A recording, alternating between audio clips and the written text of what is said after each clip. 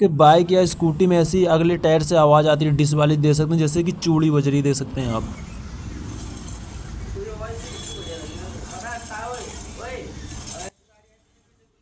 अगर इस तरह से आवाज़ आती है तो क्या चेक करना चाहिए, चलो आपको हम दिखा रहे हैं, बता रहे हैं। दे सकते हैं मैंने इसका कैल लीवर खोल लिया दोस्तों, जो इसका डिस्पैट होता है, दे सकते हैं आप, जो इसके डिस्पैट होते हैं, दे सकते हैं, जो इसके लेदर होते हैं इसके ऊपर दोस्तों बिल्कुल ख़त्म हुए पड़े, दे सकते हैं, पूरे घिस चुके हैं, दे सकते हैं आप। अभी आपको हम नया भी दिखा रहे हैं, नया किस तरीके से होता है, दे सकते हैं आप।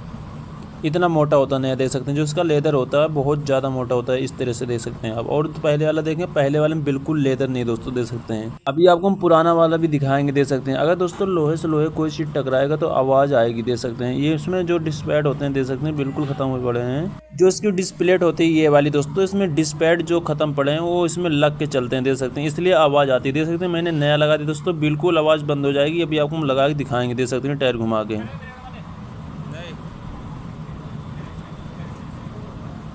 अब बिल्कुल आवाज़ नहीं आएगी। वीडियो अच्छी लगी लाइक करें, शेयर करें दोस्तों। इसी वीडियो के लिए चैनल